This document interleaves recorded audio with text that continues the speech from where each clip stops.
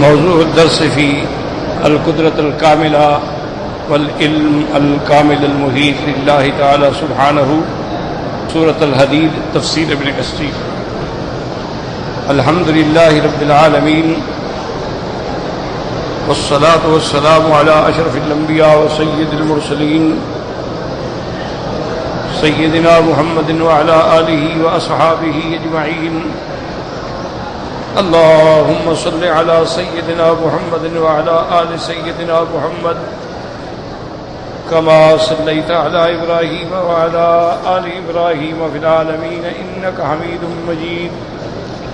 أعوذ بالله من الشيطان الرجيم. بسم الله الرحمن الرحيم.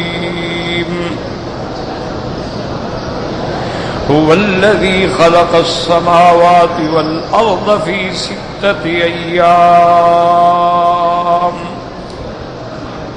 ثم استوى على العرش يعلم ما يلج في الأرض وما يخرج منها وما ينزل من السماء وما يعرج فيها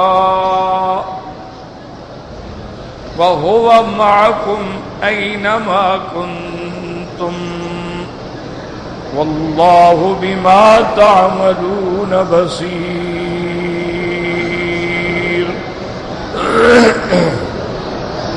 له ملك السماوات والأرض وإلى الله ترجع الأمور. يولج الليل في النهار ويولج النهار في الليل وهو عليم بذات الصدور. اللہ تبارک و تعالی نے کلام مقدس کی ان آیات مبارکہ میں ارشاد فرمایا ہے، هو الذي خلق السماوات والأرض في 6 أيام ثم استوى على العرش. یہ قدرت کا بیان ہے کہ ایسی قدرت والا ہے کہ وہ ذات کے جس نے آسمانوں اور زمینوں کو بنایا 6 دنوں میں، اس کے بعد استوى علی العرش کما یلیق بشانہ. ویسے الحمدللہ یہ آیات سورۃ الاعراف میں بھی آپ پڑھ چکے ہیں. تو اللہ تبارک و تعالی نے آسمانوں اور زمینوں کو 6 دنوں میں پیدا کیا.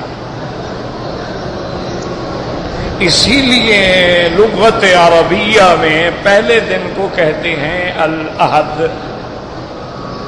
اس کے بعد الاثنین، اس کے بعد الثلاثاء، اس کے بعد الاربعاء، اس کے بعد الخمیس، اس کے بعد جو ہے وہ جمعہ. یوم السبت جو ہے اس میں اللہ نے کوئی چیز پیدا نہیں فرمائی.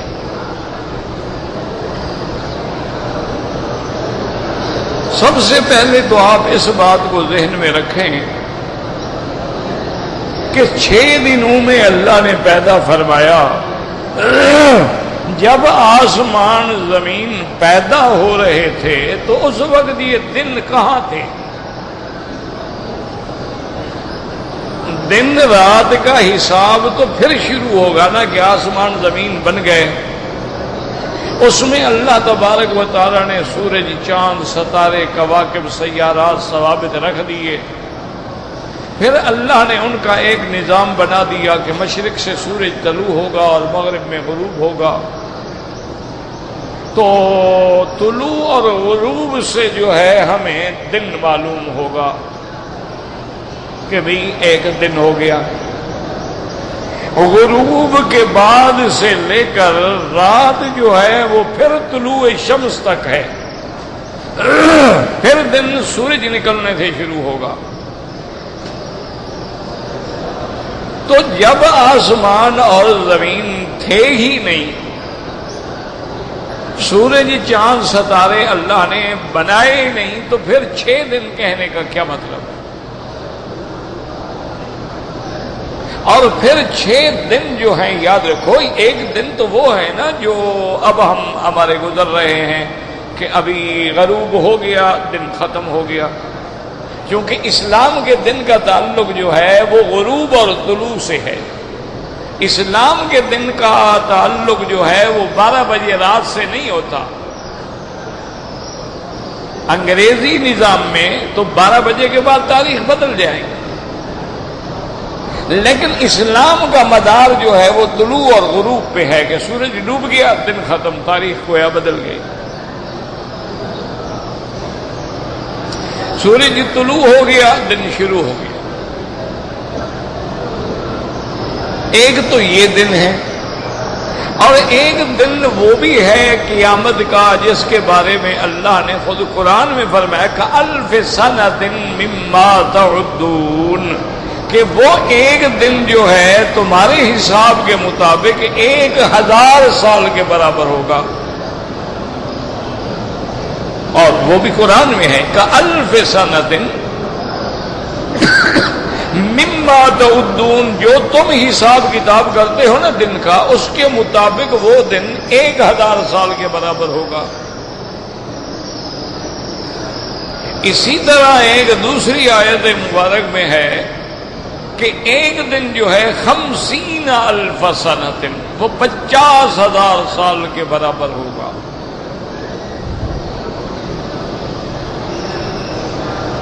تو اس دن، یہ 6 دن جو ہیں، اس سے کیا مراد ہے؟ وہ قیامت والے اگر دن ہیں تو پھر 6,000 سال، اگر 50,000 والا دن مقرر کریں تو پھر 50 کو ہمیں 6 سے طرف دینی پڑے گی 50,000 کو، ہو تو پتہ نہیں کو 3 کروڑ جا کے بن جائیں گے۔ تو اس دن سے کہ اللہ جی نے جو فرما دیا ہو والذی خلق السماوات والارض فی 6 ایام ثم استوى علی العرش، تو یاد رکھیں، پہلے تو یہ مسئلہ سمجھیں کہ اس 6 دنوں کی مراد یہی دن ہے جو اب ہم جن میں گزر رہے ہیں، چونکہ 1000 سال والا دن بھی ہم نے نہیں دیکھا، 50,000 سال والا دن بھی ہم نے نہیں دیکھا، تو جو چیز ہم نے دیکھی ہی نہ ہو، جانتے ہی نہ ہوں، تو اس کی تو اللہ مثال نہیں دیں گے۔ تو اللہ تبارک و تعالیٰ اس چیز کا ذکر فرمائیں گے جو ہماری عقل میں آئے۔ تو ہمارے عقل میں یہ جو دن رات ہیں، اس کے مطابق اللہ نے 6 دنوں کے اندر آسمان اور زمینوں کو بنایا، اور ثم استوى علی العرش، پھر اللہ کا استوا عرش پہ ہوا جیسے اس کی شان کو زیبا۔ ایک بات تو یہ سمجھ آ گئی کہ 6 دنوں سے یہی دن مراد ہیں۔ اللہ نے ہمیں مخاطب کیا کہ اب تو تم سمجھتے ہو نا دن کیا ہوتے ہیں۔ دوسرا مسئلہ یہاں یہ سمجھنے والا ہے کہ اللہ کی تو شان ہی یہ ہے کہ وہ کوئی چیز اگر ارادہ فرما لیں، بنانا چاہیں، تو وہاں تو دنوں کی کیا، وہاں تو گھنٹوں کی بھی ضرورت نہیں، وہاں تو کن فیکون۔ انما امرہ اذا اراد شیئا ان یقول له کن فیکون۔ اللہ جب ارادہ فرماتے ہیں کسی چیز کا، کہتے ہیں ہو جا، بس ہو گیا۔ تو پھر 6 دن کی کیا ضرورت تھی؟ جب اللہ تبارک و تعالی سارے نظام کو اپنی شان کن فیکون سے پیدا کرنے پہ قادر ہیں، تو 6 دن کیوں لگا دیے؟ بات سمجھیے۔ تو اس لیے علماء مفسرین نے سلف صالحین میں اس کا جواب دیا کہ لا شک فی ذالک، کہ اللہ کی قدرت ہے، وہ چاہے تو لمح البصر میں پیدا فرما دے، لیکن 6 دن میں پیدا فرمایا، اپنے بندوں کو تعلیم دی کہ ہر کام جو ہے وہ سوچ کے سمجھ کے تعنی سے آہستگی سے بنایا جائے، عجلت نہ کرو، ورنہ میں چاہتا تو کن فیکون سے پیدا کر دیتا، لیکن اللہ نے اپنے بندوں کو سبق دیا ہے۔ جیسے اللہ تبارک و تعالیٰ نے ملائکہ سے فرمایا اذ قال ربک للملائکۃ انی جاعل فی الارض خلیفہ، اللہ نے ملائکہ سے مشورہ لیا کہ میں زمین میں اپنا نائب بھیجنا چاہتا ہوں، تو اللہ کو کیا ضرورت ہے کسی سے مشورہ لے؟ اللہ تبارک و تعالیٰ تو فعال لما یرید ہیں، وہ تو جو چاہیں جیسا چاہیں جب چاہیں، کوئی ان کو روکنے والا نہیں۔ اور پھر مشورہ تو وہ کرتے ہیں نا جن کو اندازہ ہو کہ کوئی ہم سے غلطی نہ ہو جائے، ہم جو کام کر رہے ہیں ذرا 2-4 آدمی مل کے اس پہ ہم غور کر لیں۔ اللہ تو غلطی سے بھی پاک ہے، وہاں تو غلطی کا امکان ہی نہیں ہے، وہ تو منزہ ہے، ان کی ذات تو پاک ہے۔ تو پھر اللہ نے مشورہ کیوں لیا؟ تو وہاں بھی وہی جواب ہے کہ اللہ نے اپنے بندوں کو ہدایت دی، سبق دیا کہ کوئی کام اگر مہم ہے تو مشورہ کرو، مشورے کے بعد جو فیصلہ ہو اس میں برکت ہوتی ہے۔ اسی لیے اللہ نے اپنے پاک پیغمبر کو بھی حکم دیا فشاورہم فی الامر فاذا عزمت فتوکل علی اللہ، میرے محبوب جب آپ نے کوئی مسئلہ، کوئی جنگ، کوئی جہاد، کوئی فیصلہ کرنا ہو صحابہ سے مشورہ لو، اور جب مشورے میں طے ہو جائے بس ٹھیک ہے، پھر اللہ پہ توکل کرے۔ تو یہ ساری ہماری تعلیم کے لیے ہے کہ ہمیں سکھایا جا رہا ہے، ہمیں تعلیم دی جا رہی ہے، ورنہ اللہ تبارک و تعالیٰ کو کسی چیز کی ضرورت نہیں ہے۔ اور اس کے بعد جناب یہ دیکھیں کہ اللہ نے کیسے کلام مبارک میں کتنی حسین ترتیب ہے۔ فرمایا هو الاول والآخر والظاہر والباطن وهو بكل شيء علیم۔ هو الاول، وہ پہلے، لیس قبلہ شیء، جس سے پہلے کچھ نہیں، اس کی صفت ہے نا۔ اسی لیے یاد رکھو کہ قرآن میں کہیں لفظ آتا ہے واحد، الہکم الہ واحد، اور کسی جگہ قرآن کہتا ہے احد، قل هو اللہ احد۔ اسی طرح اللہ تبارک و تعالی نے قرآن میں یعنی 2 لفظوں کا ذکر فرمایا، کہیں تو فرمایا واحد ہے، کہیں فرمایا احد ہے۔ تو حالانکہ واحد اور احد کا معنی تو ایک ہے نا، بات کو سمجھیں کہ واحد معنی ایک، احد معنی ایک، لیکن ان دونوں میں ایک لطیف فرق ہے کہ جب آپ واحد کہتے ہیں تو احتمال اثنین کا بھی ہو سکتا ہے۔ کیوں؟ واحد کے بعد کیا ہے؟ اثنین، لیکن احد کے بعد تو کچھ نہیں نا، احد کے بعد کیا لے آئیں گے ہم؟ تو اسی لیے هو الاول لیس قبلہ شیء وهو الآخر لیس بعدہ شیء، کہ جب سارا عالم فنا ہو جائے گا اور کوئی فرشتہ، انسان، جن، کوئی بھی باقی نہیں ہوگا تو اس کی ذات باقی ہوگی۔ سب سے آخر میں جو موت آئے گی نا، یاد رکھو وہ فرشتوں کو آئے گی، اور فرشتوں میں بھی 4 فرشتے جو ہیں نا جو سب سے زیادہ فضیلت والے ہیں، جن میں جبرائیل ہے، میکائیل ہے، اور اسرائیل ہے، اور عزرائیل ہے۔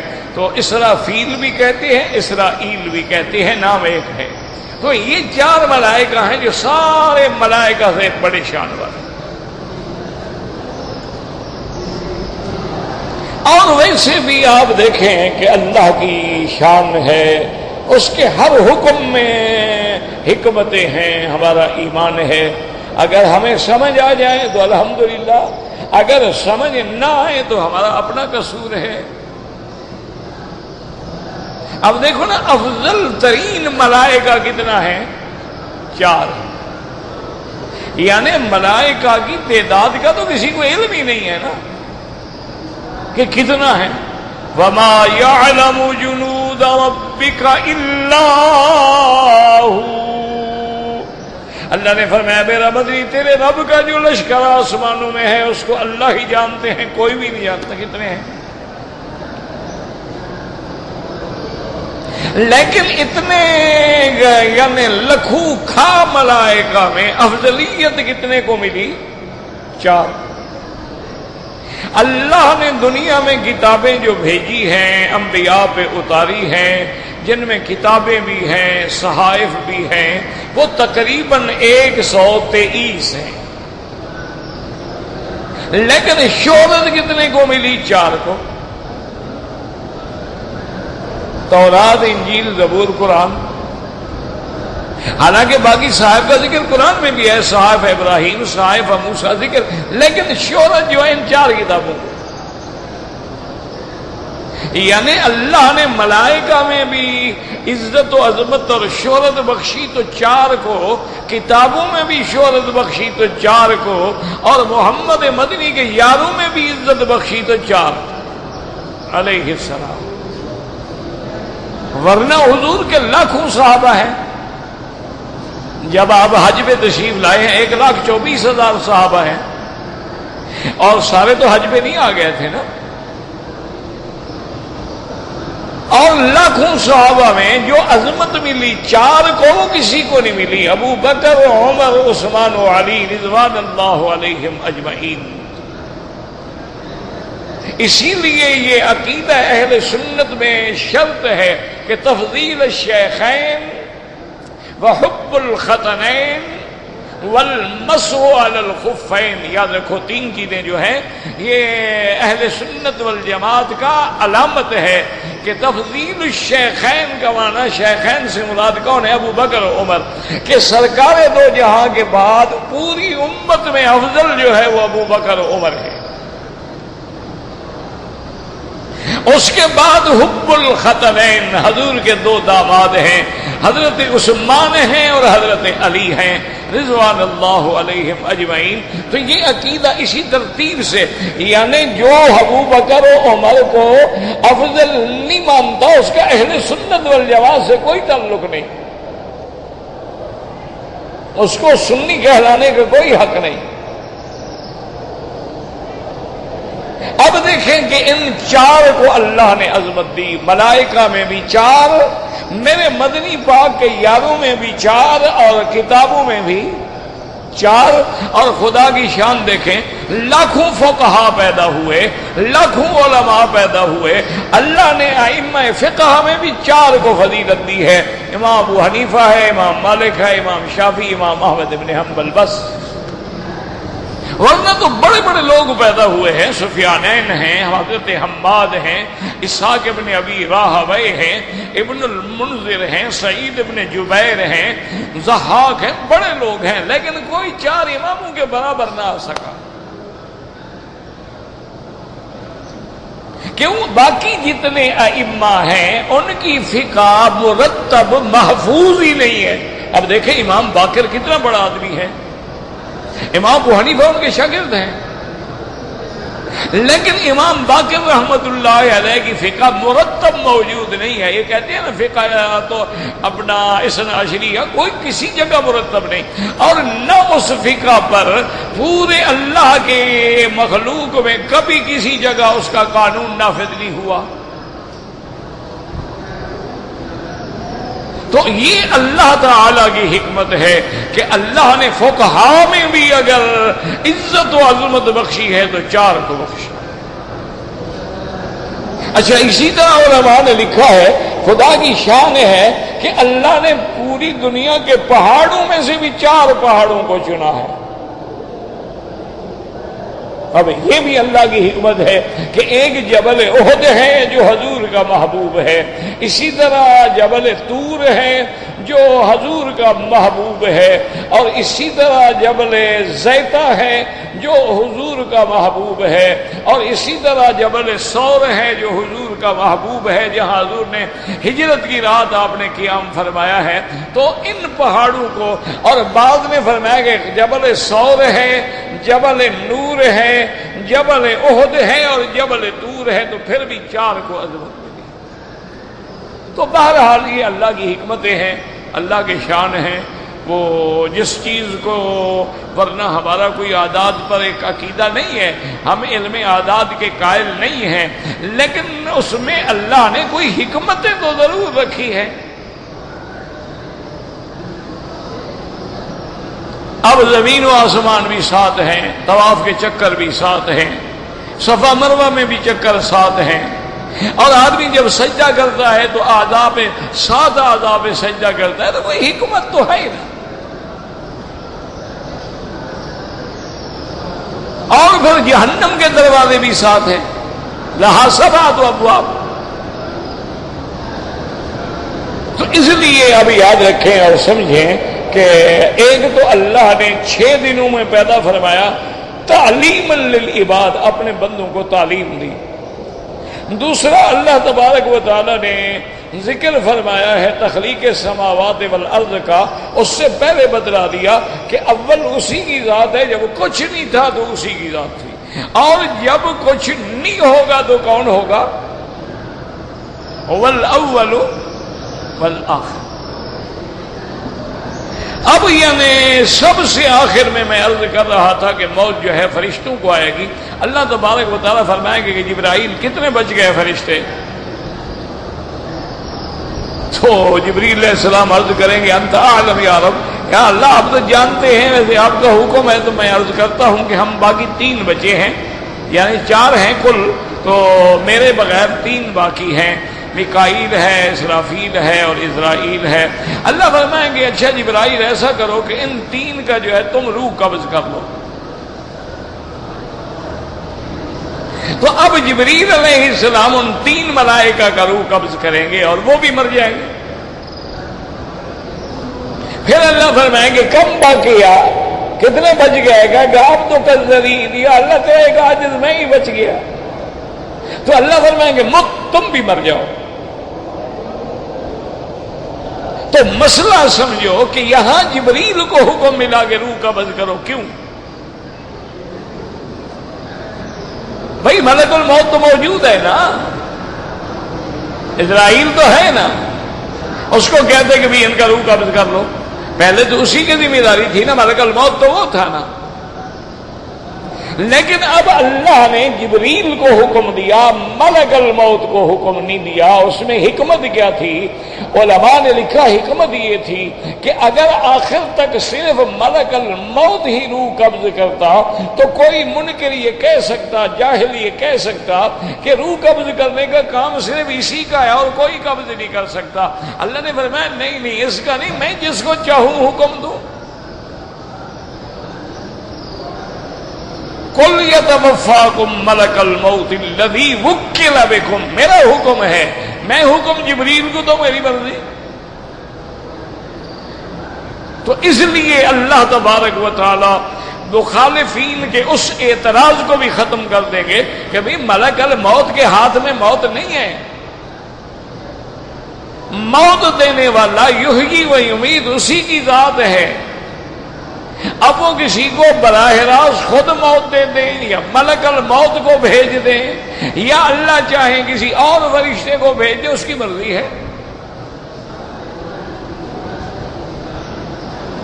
اسی لیے یاد رکھیں کہ جب سیدنا ابراہیم علیہ السلام کا اس دور کے بادشاہ سے مناظرہ ہوا تھا، مکالمہ ہوا تھا، مقابلہ ہوا تھا نمرود سے، تو اس نے کہا تھا کہ ابراہیم علیہ السلام مجھے دلائل دے تم اپنے خدا کے لیے۔ تو حضرت ابراہیم نے پہلی دلیل دی تھی ربی الذی یحیی و یمیت، میرا رب وہ ہے جو جلاتا بھی ہے مارتا بھی ہے۔ اس نے کہا یہ کیا بات ہے، انا احیی و امیت، تو میں بھی جلاتا ہوں میں بھی مارتا ہوں۔ ایک آدمی کی سزا موت معین تھی، کہا اس کو چھوڑ دو، کہا دیکھو اس کو میں نے بچا دیا۔ ایک آدمی کو حکم دیا گردن اڑا دو، کہا اس کو میں نے مار دیا، تو یہ تو میں بھی کرتا ہوں، تو لہذا میں بھی خدا ہوں۔ وہ جاہل سمجھ نہ سکا قتل کرنا الگ بات ہے، احیاء اور اماتہ یحیی و یمیت، کسی کو زندگی دینا یہ الگ چیز ہے۔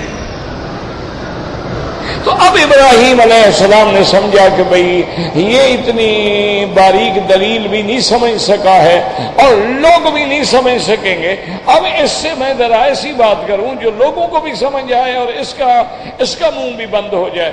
تو حضرت ابراہیم علیہ السلام نے فرمایا ان اللہ یاتی بالشمس من المشرق فات بها من المغرب فبہت الذی کفر واللہ لا یہدی القوم الظالمین۔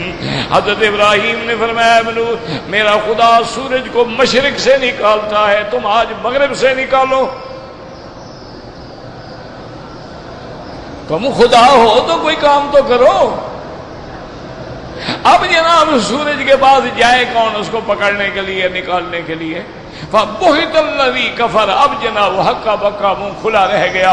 اب بات کیا کرے؟ اللہ نے فرمایا اصل بات یہ ہے جو اپنی جانوں پہ ظلم کرتے ہیں، جو شرک کرتے ہیں، جو کفر کرتے ہیں، جو راستے پہ آنا ہی نہیں چاہتے، ہم بھی ان کو ہدایت نہیں دیتے، ہم بھی اسی کو ہدایت دیتے ہیں جو ہدایت مانگے۔ تم علاج ہی کرانا نہ چاہو تو ڈاکٹر بلا وجہ تمہیں انجیکشن لگاتا رہے۔ تم مریض بنو گے، آؤ گے، اپنی تکالیف بیان کرو گے تو علاج ہوگا نا۔ تم بھی اللہ کے راستے پہ آؤ گے، ٹھوکریں کھاؤ گے، تم اللہ کے راستے پہ گڑ گڑاؤ گے، اللہ والوں سے تعلق رکھو گے، لَنَهْدِيَنَّهُمْ سُبُلَنَا، اللہ فرماتے ہیں اپنے راستے ہم کھول دیتے۔ اب جو بات میں نے سمجھانی تھی اس کو سمجھ لو کہ اللہ کا نظام کیا ہے کہ سورج مشرق سے نکلتا ہے اور مغرب میں غروب ہوتا ہے، ٹھیک ہے؟ اور اسی طرح ہو رہا ہے تو کل کوئی دشمن یہ بھی تو کہہ سکتا تھا نا کہ بھائی نمرود نے اگر مغرب سے سورج کو نہیں نکالا تو تمہارے خدا نے بھی تو نہیں نکالا، وہ بھی تو ہمیشہ مشرق سے ہی نکالتے ہیں نا۔ تو معنی یہ ہے کہ تو ایک سسٹم بنا ہوا ہے، اس میں خدا کا کیا تعلق؟ تو اس لیے اللہ اپنی قدرت کا اظہار فرمائیں گے کہ قیامت کے آنے سے پہلے اللہ نے ایک نشانی بتلا دی ہے کہ اذا طلعت الشمس من مغربها اغلقت ابواب التوبہ۔ اللہ فرماتے ہیں ہم سورج کو پھر مغرب سے نکالیں گے اور سورج جب مغرب سے نکلے گا توبہ کے دروازے بند ہو جائیں گے، اور اللہ کی قدرت کاملہ کا اظہار بھی ہو جائے گا کہ میں چاہوں تو مشرق سے نکالوں اور میں چاہوں تو مغرب سے نکالوں اور میں چاہوں تو ان دونوں کو سمندر میں گرا دوں، آسمانوں سے پھینک دوں اور یہ جہنم میں پڑے جائیں، اور سورج چاند کو بھی اللہ جہنم میں ڈال دیں گے تاکہ ان کے پجاری جو ہیں وہ دیکھ لیں گے جن کو ہم نے خدا بنایا تھا وہ تو خود جل رہے ہیں۔ اس لیے ہر چیز میں اللہ تعالیٰ کی حکمتیں ہیں۔ اب دیکھیں پہلے شان بیان کی هو الاول والآخر وهو الظاہر والباطن۔ یہاں پر ایک اور حدیث بھی سمجھ لیں کہ میرے آقا نے محبوب دو عالم سیدنا محمد مصطفیٰ صلی اللہ علیہ وعلا آلہ واصحابہ وسلم تسلیما کثیرا کثیرا، جب بھی نام آئے نا حضور پہ درود پڑھا کرو۔ وہ بدبخت انسان ہوتا ہے، وہ بخیل ہوتا ہے، وہ شقی ہوتا ہے جو حضور کا نام سنے اور درود نہ پڑھے۔ اگر پورا درود شریف نہ پڑھ سکو تو صلی اللہ علیہ وسلم، یہ تو مختصر ہے نا۔ یہ عادت بنا لو، یہ نہیں کہ کوئی تمہیں کہے کہ درود شریف پڑھو، عادت بنا لو کہ جب حضور کا نام آئے زبان پہ بے ساختہ آ جائے صلی اللہ علیہ وسلم۔ اچھا ایک حدیث میں ہے حضور نے فرمایا انا الاول وانا الاخر کہ پہلے بھی میں اور آخر میں بھی میں. اب اس حدیث کو لے کر ہماری جو اہل بدعت حضرات ہیں اور اہل احوا ہیں، اہل احداث ہیں اور باطنیہ کے لوگ ہیں، انہوں نے کہا دیکھا حضور فرما رہے ہیں کہ اول بھی میں ہوں اور آخر بھی میں ہوں، تو لہذا معنی یہ ہوا کہ حضور جو ہے وہ خدا. بھائی بیٹھ جاؤ نا، یہ تو نہیں لوگوں کے سر پہ سوار ہو جاؤ، ایک بعد میں آؤ ایک گردن پھلانگو، یہ کیا بات ہے؟ جو لوگ پہلے بیٹھے ہیں ان کا گناہ ہے کوئی؟ اچھا خاصے سمجھدار ہو. تو انہوں نے بھی ایک مسئلہ نکال لیا، انہوں نے کہا حضور فرماتے ہیں کہ اول آخر میں ہوں، میں اول بھی ہوں اور میں آخر بھی ہوں، تو لہذا نعوذ باللہ حضور یہی وہ کہتے ہیں، یہی تو ہم کہتے ہیں نا کہ لباس بشری ہے لیکن اندر تو خدا ہے، خدا بھی اول تو نبی بھی اول.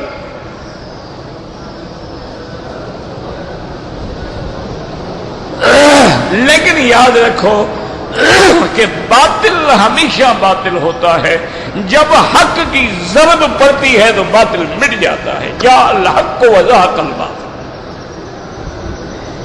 اگر تکلیف فرما لیتے نا تو حدیث پوری پڑھ لیتے تو آگے حضور نے فرمایا کہ نحن الاولون ونحن الاخرون، ہم اول بھی ہیں اور ہم آخر بھی ہیں. تو پھر تو ساری امت حضور کی خدا بن جائے کہ اول بھی ہیں آخر بھی ہیں. حضور پاک نے وضاحت فرما دی. صحابہ نے کہا حضور ہمیں سمجھ نہیں آیا کہ آپ کیسے اول آخر ہیں. فرمایا سب سے پہلے اللہ نے میری نبوت کے بارے میں اس وقت فیصلہ کیا تھا، ابھی آدم علیہ السلام تو اپنے مٹی اور پانی میں تھے، ان کا تو ابھی مکمل ڈھانچہ بھی نہیں بنا تھا.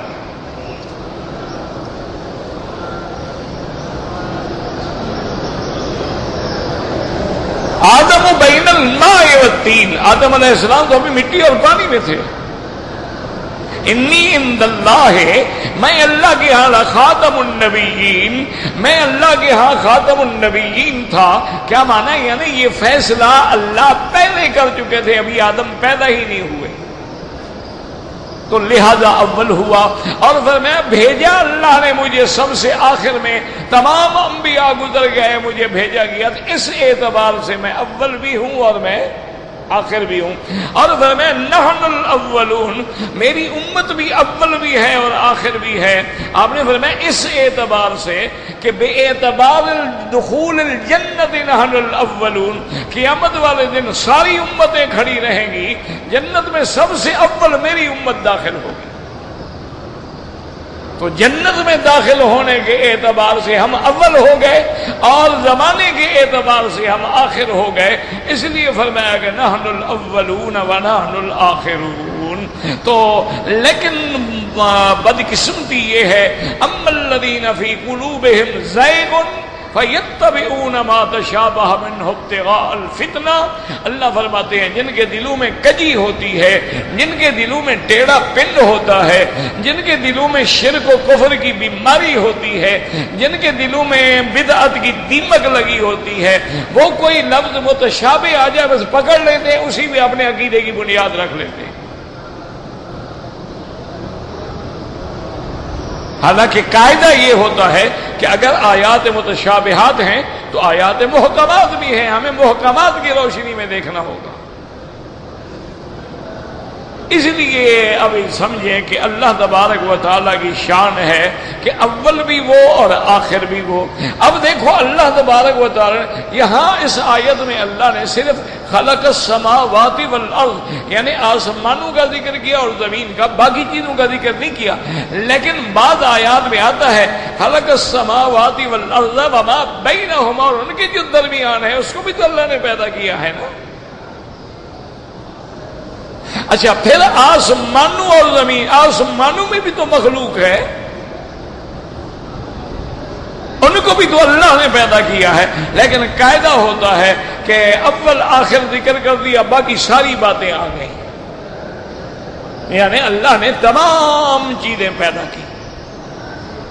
اچھا، کسی جگہ اللہ تبارک و تعالی نے پھر اس کی تفصیل بیان فرمائی ہے کہ جو کچھ زمین میں ہے یہ 4 دن میں پیدا کیا، اور آسمانوں میں بھی یومین 2 دنوں میں پیدا کیا، تو کل 6 دن ہو گئے۔ سبت کا معنی ہوتا ہے انقطاع، اب ہر چیز پیدا ہو گئی، اور جمعہ کے دن شام کے وقت میں سب سے آخر میں اللہ نے حضرت آدم علیہ السلام کو پیدا کیا۔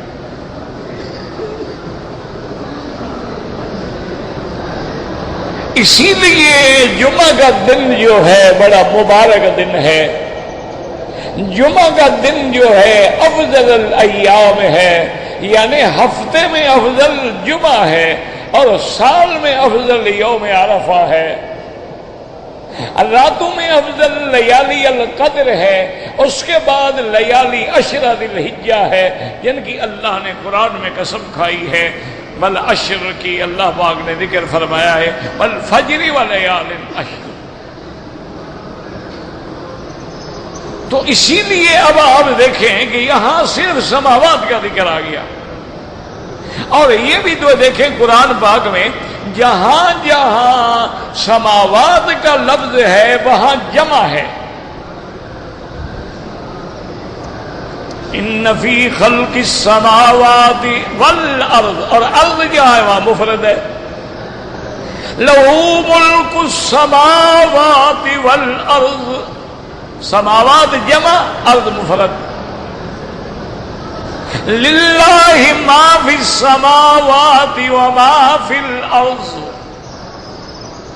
ان فی خلق السماوات والارض۔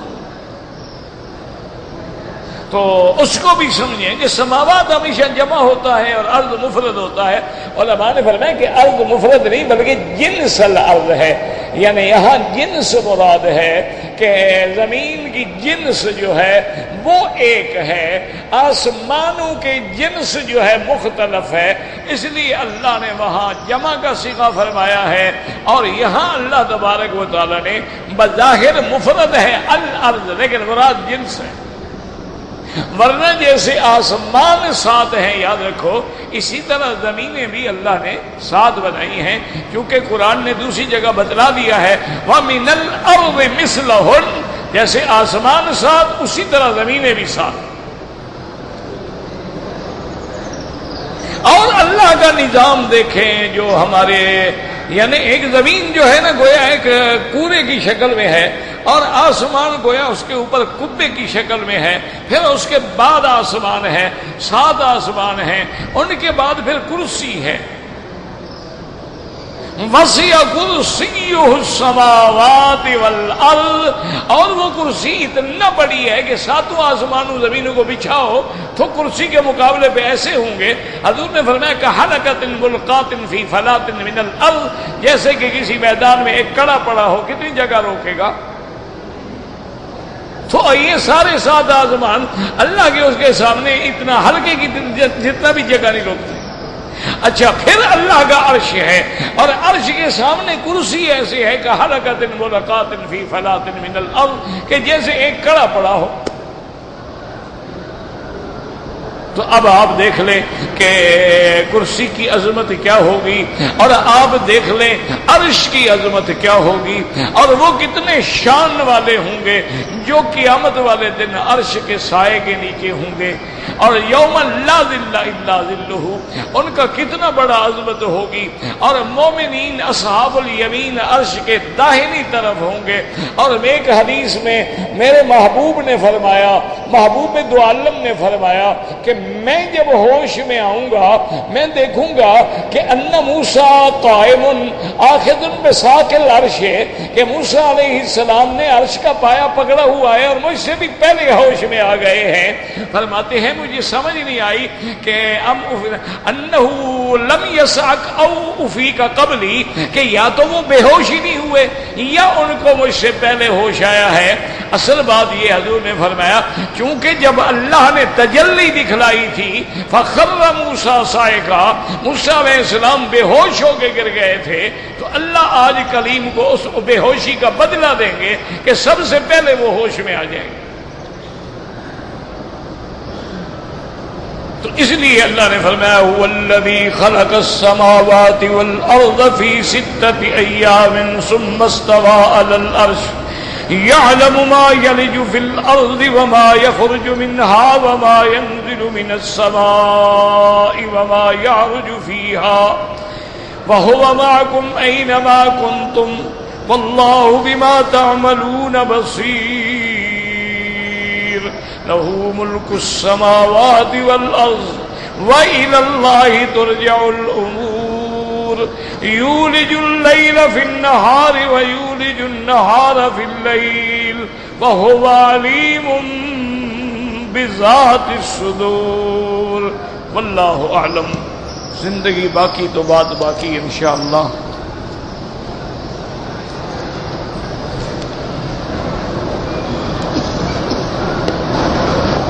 کسی آدمی نے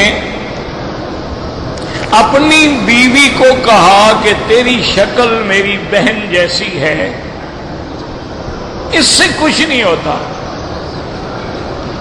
وہ جو مسئلہ اظہار ہے نا وہ یہ ہے کہ کوئی آدمی اپنی بیوی کو کہے انت علیہ کا ظہر امی، تم میرے لیے ایسے ہو جیسے میری ماں کی پشت ہے، یا کسی ایسے عضو سے تشبیہ دے جو عضو صرف خاوند بیوی استعمال کر سکتے ہیں، وہاں مسئلہ اظہار ہوتا ہے۔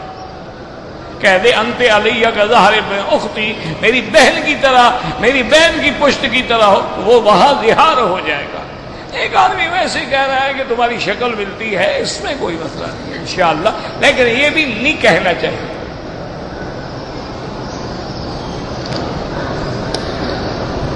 کہتے جی کہ آب زمزم سے کفن دھونا جائز ہے، دھونا کیوں نہیں جائز؟ زمزم پانی ہے۔ باقی یہ مسئلہ کہ زمزم سے کفن دھلا ہوگا تو جنت مل جائے گی اور فرشتے ڈر جائیں گے، یہ مسئلہ نہیں ہے۔ اگر صرف زمزم کے دھلنے سے مردے بخشے جاتے تو مکے میں جو رہتے ہیں ان کا تو پھر کوئی مردہ بھی باقی نہ بچتا، ہر سال 2-3 تھان دھلوا کے بھجوا دیے۔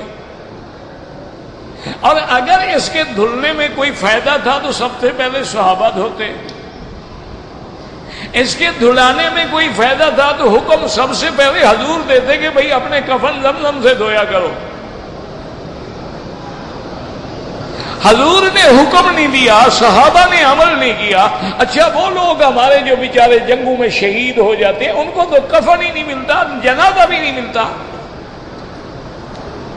کوئی حادثے میں مر جاتے ہیں، کوئی سمندر میں ڈال دیے جاتے ہیں، کوئی کریش ہو جاتے ہیں، جہاز ریزہ ریزہ ہو کے اڑ جاتے ہیں، ان کو تو کسی نے جنازہ ہی نہیں پڑھا، کفن ہی نہیں دیا، پھر ان کا کیا ہوگا؟ تم نے تو زمزم سے دھو لیا۔ یاد رکھو اصل بات ہے کہ موت ایمان پہ آئے۔ اگر مرنے والا رام چندر جی ہے تو کعبۃ اللہ کے غلاف میں بھی لپیٹو تو جہنم میں جائے گا۔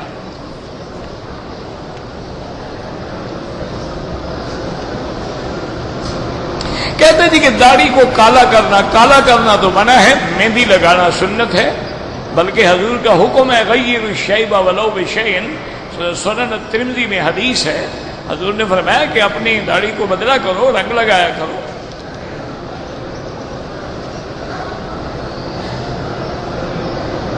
رات کو سونے سے کچھ پتہ نہیں کہ کچھ استعمال کرنا، مجھے نہیں پتا کیا لکھا ہے آپ نے، لفظ ہی نہیں پڑھا جاتا تو کیا کرے آدمی۔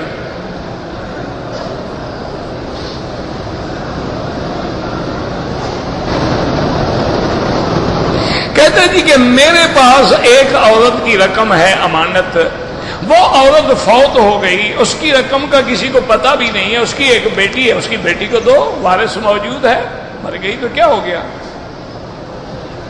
اس کی بیٹی جب موجود ہے، وارث ہے، اس کو دے دو۔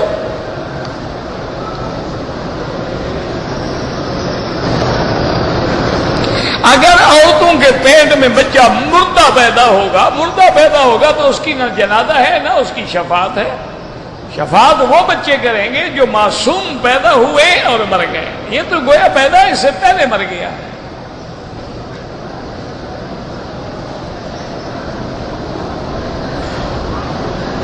قیامت کے روز میدان میں پیٹ میں بچہ ہوگا. یہ بالکل جھوٹی قصے ہیں. کسی کے پیٹ میں بچہ نہیں ہوگا. اللہ تبارک و تعالیٰ وہاں کو سب کو جوان کر کے اٹھائیں گے اور سب 33 سال کی عمر میں ہوں گے. وہاں تو بوڑھیاں بھی جوان ہو گئی ہوں گی تو بچے کون اٹھا کے پھرے گا. لوگ گھڑتے رہتے ہیں نا, گھر میں بیٹھ کے مسئلے گھڑتے رہتے ہیں, بناتے رہتے ہیں. کچھ تو کرے نا بیچارے. عورت کی نماز میں اور مرد کی نماز میں حنفی علماء کہتے ہیں فرق ہے. اگر آپ کو عورت اور مرد میں فرق نظر نہیں آتا تو پھر حنفی غلط کہتے ہوں گے. ویسے آپ کے ہاں عورت مرد میں بھی فرق ہے یا نہیں ہے؟ اچھا, عورت مرد امام بن سکتا ہے, عورت امام, تو فرق تو ہو گیا. مرد کے لیے صف اول افضل ہے, عورت کے لیے آخر افضل ہے. مرد کے لیے نماز مسجد میں افضل ہے, عورت کے لیے گھر میں افضل ہے. مرد کے لیے جمعہ پہ آنا افضل ہے, عورت کے لیے جمعہ واجب ہی نہیں ہے. تو فرق کیسے نہیں ہے؟ اگر امام غلطی کرے تو مرد زور سے لفظ بتائے گا, لفظ نہ بتا سکے تو سبحان اللہ کہے گا. عورت ہاتھ پہ ہاتھ مارے گی, آواز نہیں کہے گی. تمہیں فرق نظر نہیں آیا؟ اگر فرق نہیں نظر آتا تو پھر اینک لگواؤ 4 نمبر کی. باقی ہے سجدے کے وقت میں مردوں کی طرح حدیث موجود ہے کہ عورت جو ہے اپنے بدن کو جتنا زمین سے لگائے گی اتنا اس کو زیادہ ثواب ہوگا, کیونکہ عورت کے لیے ستر زیادہ ضروری ہے. جیسے اس کی نماز مسجد کے بجائے گھر میں افضل ہے, اسی طرح اس کے بدن کا زمین سے چپکنا جو ہے وہ زیادہ افضل ہے. ویسے تو نماز ہو جاتی ہے مردوں کی طرح بھی کرے, لیکن افضلیت اسی میں.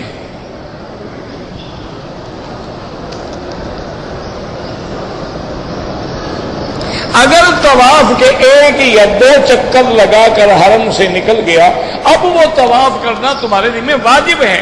جب نفلی عبادت شروع ہو جائے تو تکمیل کرنا واجب ہوتا ہے. اب واپس آ کر تم پورا طواف کرو گے, یا اللہ جو میں نے چھوڑا اس کے بدلے میں کر رہا ہوں.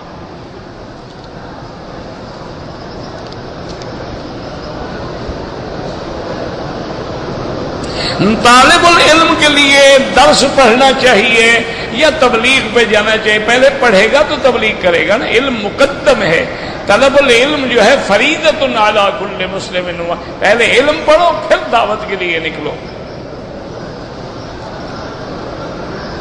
وسیلہ بنانے کا قرآن حدیث میں حکم ہی نہیں ہے تو ہم کیسے بنائیں؟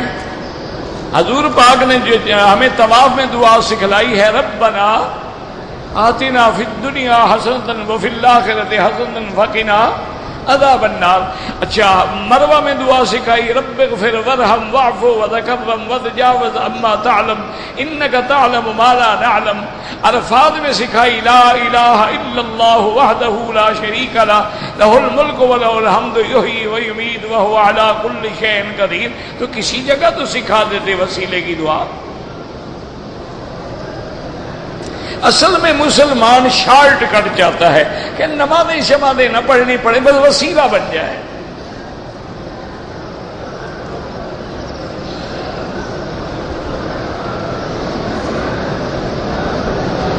اگر 7ویں چکر میں پہلے حتیم میں داخل ہو کے نماز پڑھی, آپ نے غلط کیا, لیکن طواف آپ کا ہو گیا. چونکہ زیادہ چکر ہو جائیں تو طواف ہو جاتا ہے.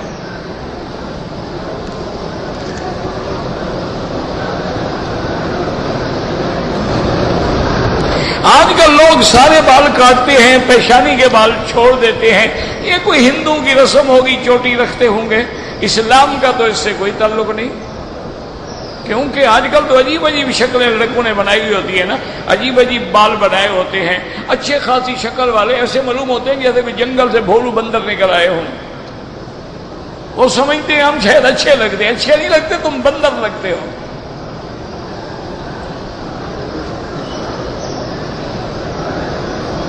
اگر ہم نے عمرہ کر لیا ہے اب جدے میں ہم نے اپنے دوستوں کو ملنے کے لیے جانا ہے تو جدے سے واپسی پر عمرہ کرنا ضروری نہیں ہے، کرنا چاہو کر لو۔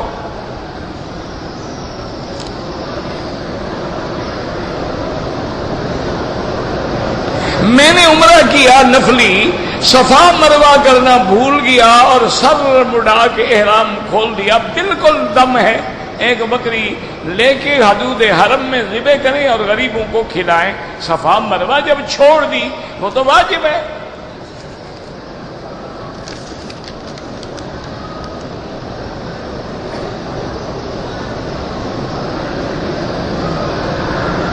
اگر ایک آدمی دمام سے آیا، خبر سے آیا، عمرہ کر لیا، وہ دوسرا عمرہ کرنا چاہتے ہیں مسجد عائشہ سے کریں، جیرانہ سے کریں، یہ نفلی عبادت ہے، منع نہیں، جتنا کرو ثواب ہے، نہ کرو ضروری نہیں۔ اگر عمرے کے بعد یعنی ایک بال کا اتنی بال کاٹے بالکل دم پڑ جائے گی، سارے سر کے بال کاٹیں۔ عورتیں جنازے کی نماز پڑھ سکتی ہیں، بالکل پڑھ سکتی ہیں، اگر وہ مسجد میں موجود ہیں، اپنے گھر سے جنازہ پڑھنے کے لیے آنا ضروری نہیں۔ اگر موجود ہے، فرض پڑھے ہیں تو جنازہ کیوں نہ پڑھے؟ کہتے جی کہ ظہر عصر کی نماز ہم نے امام کے پیچھے پڑھی ہے تو آپ کو نہ سورت فاتحہ پڑھنی ہے اور نہ سورت پڑھنی ہے، اسی لیے تو ہم نے امام بنایا، اس کو تو کوئی کام کرنے دینا، سارے کام ہم نے تو نہیں کرنے نا۔ من کان لہو امام فقراءۃ الامام لہو قراءۃ، جس کا امام ہو تو امام کی قراءت جو ہے وہ مقتدی کی قراءت ہوتی ہے۔ یہ جیسے کل ایک دوست نے لکھا تھا نا کہ لا صلاۃ الا بفاتحۃ الکتاب میں لا نفی جنس کے لیے ہے، تو لا صلاۃ بعد الفجر حتی تطلع الشمس، لا صلاۃ بعد العصر حتی تغرب الشمس، وہاں بھی تو نفی جنس کے لیے، پھر یہاں کیوں نمازیں پڑھتے ہو؟ لا جمعۃ الا بالخطبۃ، پھر ہر آدمی خطبہ دیتا ہے۔ لا صلاۃ لجار المسجد الا فی المسجد، مانا نماز ہی نہیں ہوتی۔ پہلے کہیں جا کے ساری حدیثیں پڑھو پھر اعتراض کیا کرو، ورنہ تمام ائمہ علی الحق والہدی ہیں، اللہ سب پہ کروڑوں رحمتیں فرمائے۔ اگر عمرہ کیا دو آدمیوں نے، صفا دوڑ لیا دونوں نے، ایک دوسرے کے سر پہ اس طرح پھیرے، بالکل جائز ہے۔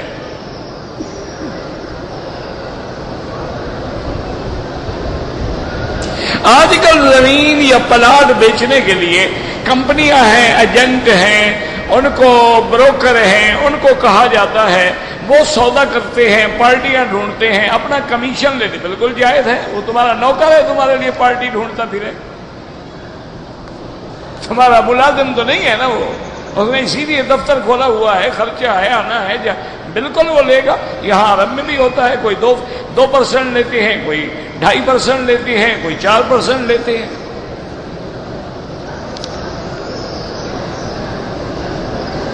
کہتے جی کہ رمضان المبارک کی آخری 10 راتیں افضل ہیں یا حج کی 10 راتیں افضل ہیں، اس میں اختلاف ہے۔ بعض ائمہ لیلۃ القدر کی راتوں کی وجہ سے اس کو افضل سمجھتے ہیں، اور بعض ائمہ فرماتے ہیں کہ لیلۃ المزدلفہ اور ان لیالی میں بھی وہی شان ہے جو لیلۃ القدر، لیکن راجح قول یہی ہے کہ رمضان کی راتیں افضل ہیں۔